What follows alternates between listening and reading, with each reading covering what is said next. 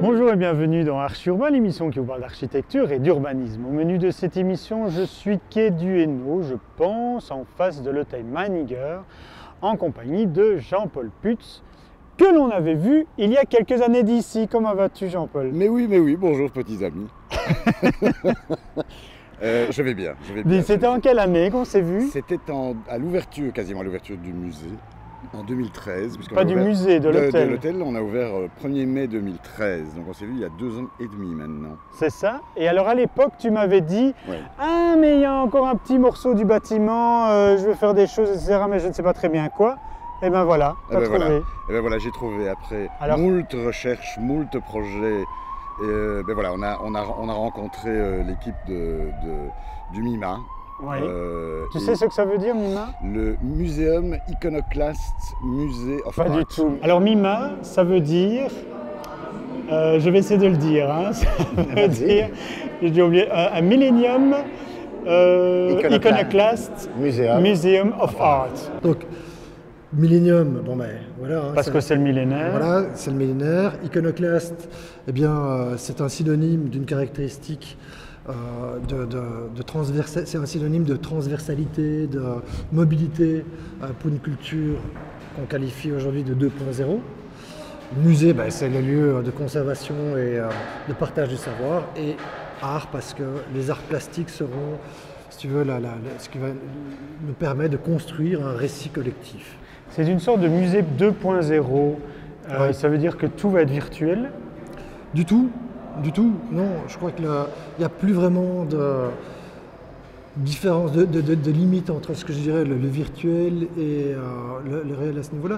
Quand on dit 2.0, c'est une façon de penser, c'est une culture. C'est une culture qui aujourd'hui est, on dit, mobile iconoclaste, justement. C'est une culture empathique, c'est une culture de collaboration participative. Et donc, à ce niveau-là, d'ailleurs, le musée sera très attentif, très à l'écoute de tout ce qu'on appelle les communautés intelligentes, dont Emma contribue notamment. Et donc, cette question de virtuel n'est pas vraiment à propos, parce que le travail aujourd'hui d'un artiste, ce n'est pas une question de médium. Si je suis aujourd'hui dans une galerie, eh bien, je vais faire une œuvre pour la galerie. Si après j'ai l'occasion de poster quelque chose sur le web et de faire circuler l'information, je le fais aussi. Les prolongements se font en fait un peu tout azimut. Donc une culture 2.0, elle s'étend, c'est vrai, virtuellement, mais aussi tout à fait dans l'espace d'un musée. Pour revenir, donc on est ici dans les anciens brasserie Bellevue. Revenons un peu en arrière. Derrière nous, on a un nouveau bâtiment Qui est la première tour de logement passive à Bruxelles. Voilà, fait par ADM. Fait par ADM. Donc Sébastien Moreno-Vaca, qu'on a vu d'ailleurs il n'y a pas longtemps dans Archi Urbain. Juste à nos côtés, nous avons le long bâtiment qui est le bâtiment principal, qui est là où il y a l'hôtel maintenant. Il restait donc là où on voit encore des bâches, etc., qui est ce qui va devenir le MIMA. Et puis derrière, alors ça t'appartient pas? Derrière, ça ne nous appartient pas. Ça, c'est un projet de la commune. Hein, avec les fonds FEDER, ils ont fait là, il y a tout un programme de salles, de bureaux, et il y a un petit hôtel qui s'appelle l'hôtel Bellevue.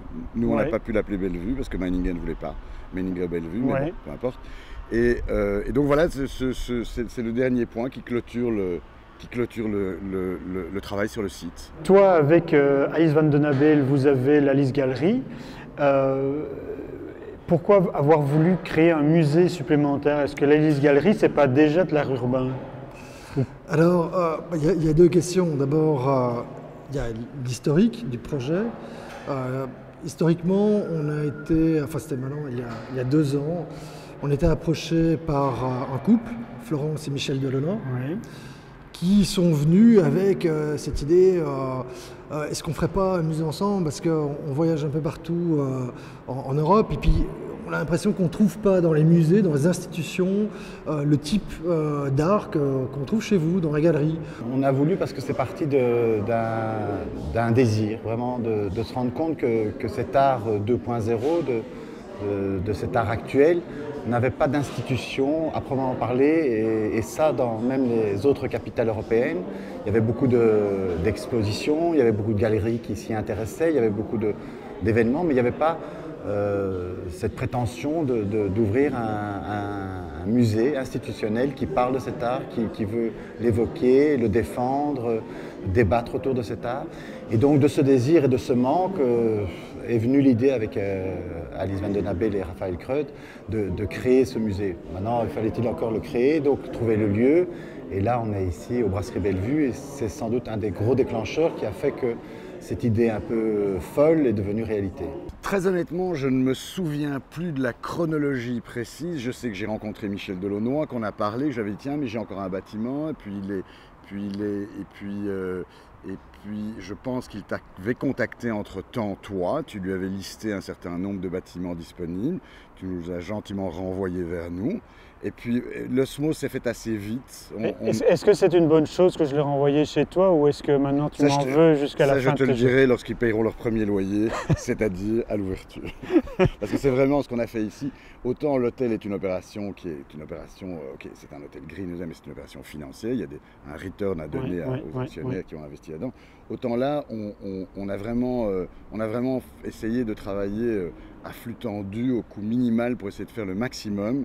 Et on sait que la culture a souvent un petit problème. C'est très peu rentable, la culture. Pas de funding, donc on a vraiment mis beaucoup du nôtre pour clôturer ça, mais on est très content parce qu'on trouve Vous restez propriétaire des briques, et c'est vous qui rénovez également. C'est nous qui rénovons contre un loyer qui est honnête, mais qui est de somme toute assez symbolique par rapport à la taille du bâtiment.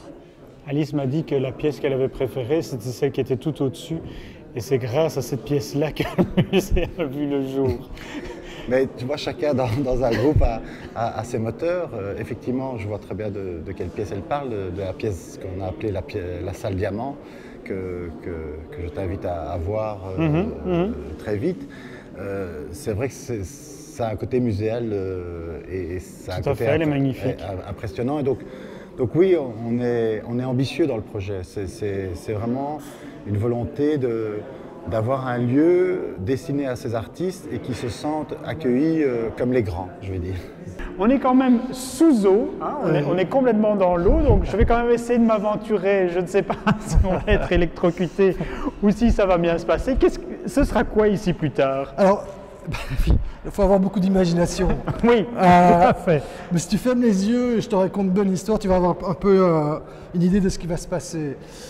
L'espace va rester ouvert, c'est le premier étage du musée et il sera dédié uniquement aux expositions temporaires. Parce que quand on dit musée, il faut savoir qu'on va avoir 2 expositions temporaires par an, plus une collection permanente. Donc les premiers étages et la moitié du second seront consacrés uniquement à ces expositions temporaires. Et alors on voit ici des dalles, mais en fait en dessous il y a des grands trous parce que comme c'était une brasserie, donc il y a les anciennes cuves qui sont là. Ça va être gardé ou bien on fait disparaître ça? Malheureusement, les problèmes de stabilité du bâtiment, il faut savoir que le bâtiment a été construit en 1916 plus ou moins, et puis a commencé en 1916 jusque dans les années 30 en réalité. Et donc il est très vieux et quand on a commencé à faire les travaux, les problèmes de stabilité ont évidemment dicté leurs propres exigences sur l'architecture du lieu. Donc malheureusement, on ne va pas pouvoir garder les trous des cuves, mais le bâtiment va rester néanmoins très brut. On va aussi avoir 2 terrasses qui vont permettre aux gens d'avoir une vue sur le canal et aussi de visiter le bâtiment, je dirais, en profondeur. Quasiment tout sera accessible d'ailleurs. Je me souviens, donc en 2013, tu m'avais dit oui, j'aimerais bien faire des concerts ou des choses comme ça, qui a un rapport effectivement par rapport à la clientèle du Meininger. Ici, ça a aussi un rapport, c'est assez... C'est totalement cohérent. La clientèle jeune qu'on a là est totalement impactée par ce type d'art qui est aussi bien audiovisuel, musical, internet. Et donc les premiers clients du musée seront probablement les gens de l'hôtel. Et donc c'est vraiment très cohérent, hein. Il y aura aussi un resto avec petite pizzeria, un truc un peu amusant. Et parfait pour la clientèle Meininger. Qui sont les partenaires du MIMA?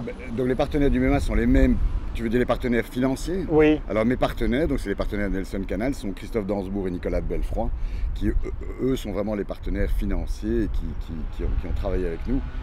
Je t'en présente un qui arrive là maintenant. Ça va. et ensuite? Et alors pour le reste, ça c'est vraiment le MIMA et ses propres partenaires. Et là, un petit shoot sur mon partenaire financier absolu, Christophe Dansbourg. Voilà. Et grâce à lui, tout a été possible avec Nicolas de Belfroy. Content du MIMA? Très content, très content. Je trouve ça un superbe projet. Je suis ravi d'y participer très modestement et je trouve qu'il faut des projets comme ça à Bruxelles et je lui souhaite en tout cas un bel avenir. Bon, on va en rester là. Raphaël, il y avait d'autres choses à expliquer concernant le musée. On a donné la date d'ouverture en mars 2016. On a dit ce qu'il y aurait un peu. Je reviendrai voir bien évidemment les premières expositions. Exposition permanente plus 2 expositions temporaires au départ. Ouais. Il y aura du chauffage parce que, vous voyez, on n'a pas dit, mais c'est très biologique tout ceci, donc ce sera très bio. C'est pour ça qu'on attend beaucoup de visiteurs aussi. Il y aura un réchauffement, je pense, bio-organique. Bon, allez, je pense que d'ici là, tu vas passer une agréable fin d'année pour finir l'aménagement du musée. Ouais. Ouais, hein. Je pense. Bon, Raphaël, je te remercie pour ces explications. Vous pouvez voir et revoir cette émission sur www.archiurbain.be. Merci beaucoup et à bientôt. Merci Au revoir. Emma. Ciao.